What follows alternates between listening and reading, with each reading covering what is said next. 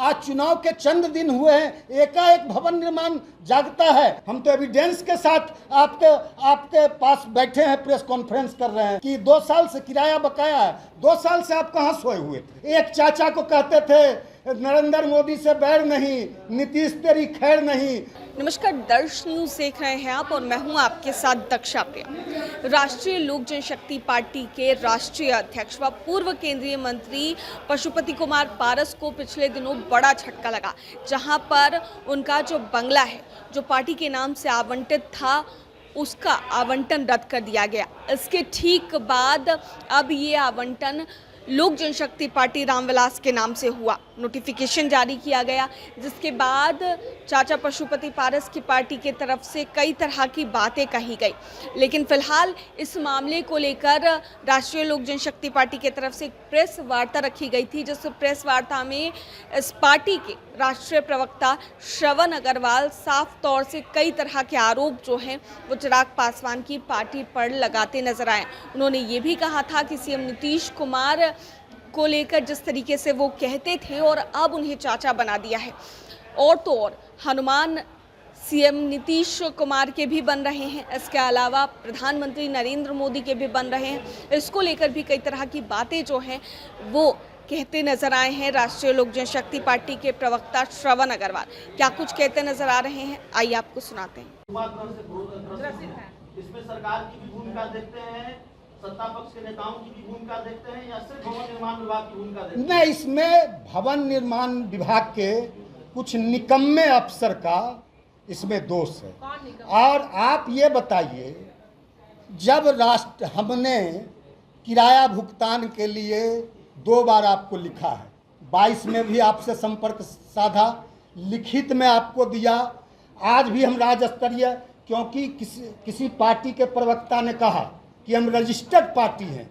Registered, हमको जो निर्वाचन आयोग के द्वारा जो भी राज्य पार्टी को सुविधा मिलती है, चाहे वोटर लिस्ट देना हो, जितना भी आज से 1 माह पूर्व तक, 20 दिन पूर्व तक, आज तक निर्वाचन आयोग की, बिहार निर्वाचन आयोग की कोई बैठक होती है जिसमें 6, 7, 8 दल हैं जो राष्ट्रीय पार्टी हैं और राज्य पार्टी हैं, उसमें हमको भी बुलाया जाता है। आज तक हमने कल भी पूछा निर्वाचन आयोग के पदाधिकारी से, उन्होंने कहा कि आपको आज भी राज्य स्तरीय पार्टी का मान्यता है, और भारत के निर्वाचन आयोग से स्पष्ट हम लोग को गाइडलाइन आया है, लिखित में आया है कि जब तक लोक जनशक्ति पार्टी का डिस्प्यूट समाप्त नहीं हो जाता है, राष्ट्रीय लोक जनशक्ति पार्टी और हमारे जो अपोजिट पार्टी हैं, दोनों को राज्य स्तरीय पार्टी का मान्यता प्राप्त रहेगा।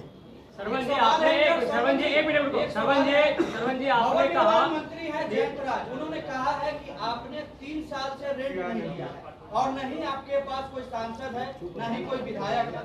भवन निर्माण विभाग को हमने 2 बार, मैंने पहले भी कहा, शायद आपने सुना नहीं, 2 बार हमने पहले लिखित रूप में और दर्जनों बार मौखिक रूप में हमने कहा कि जो किराया है, लिखतम के आगे वक्तम क्या है, यह देखिए हमने लिखा है, हमने कई बार लिखा है, रिसीविंग कॉपी है, डेट बाय डेट है, 2023 में भी हमने लिखा है कि आप जो बकाया है उसका विपत्र दीजिए। कोई मौके, हम जब भी जाते थे, हमारे कार्यालय प्रभारी जाते थे या पदाधिकारी जाते थे, भवन निर्माण विभाग का पदाधिकारी यह कहते थे कि आपके यहाँ इतना बकाया है, तो बकाया कैसे लीजिएगा?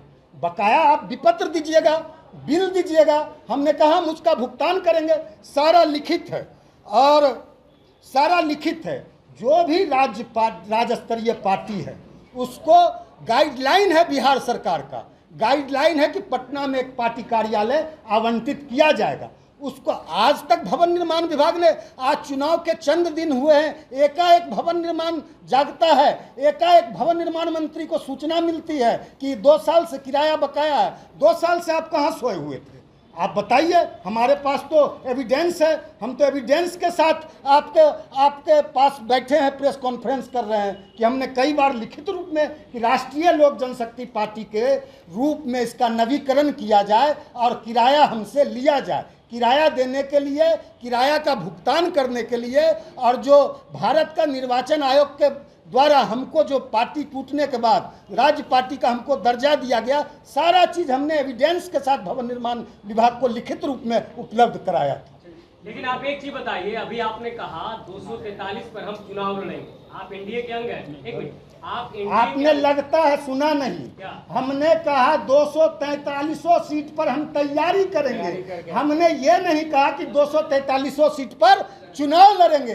243 सीट पे इसलिए हम तैयारी करेंगे कि जब हम गठबंधन में लड़ते हैं तो गठबंधन को हम मदद करें और गठबंधन के कार्यकर्ता और गठबंधन के नेता हमको मदद करें। लेकिन आने वाले समय में आप मतलब बीजेपी के साथ ही रहेंगे, क्योंकि देखिए पशुपति पारस ने बार-बार कहा है कि हम जीते जी प्रधानमंत्री के साथ रहेंगे। देखिए, कुछ लोग ऐसे लोग हैं जो कुछ लोग ऐसे नेता हैं राजनीति में हैं जो समय समय पे अपना हनुमान बदलते हैं। हम लोग हनुमान बदलने वाले नहीं हैं। समय समय पे चाचा अपना बदलते हैं। कभी अरुण पारस बाबू को चाचा बोलते थे, चाचा बदल के अरुण बाबू एक्स एमपी ने कहा कि हमको चाचा कहा, बहुत दिन तक कहा, अब आप ही चाचा हैं। उन चाचा का हश्र क्या किया। फिर नित्यानंद जी को चाचा कहते थे।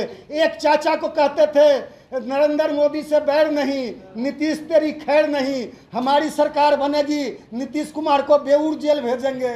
क्या कहते थे?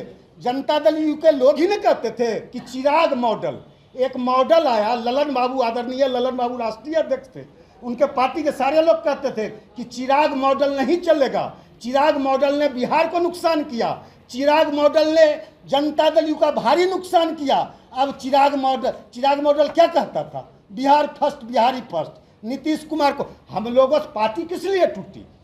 हमारे आदरणीय नेता राष्ट्रीय अध्यक्ष ने कहा कि नीतीश कुमार जी के नेतृत्व में, एनडीए के नेतृत्व में बिहार का बहुत विकास हुआ है।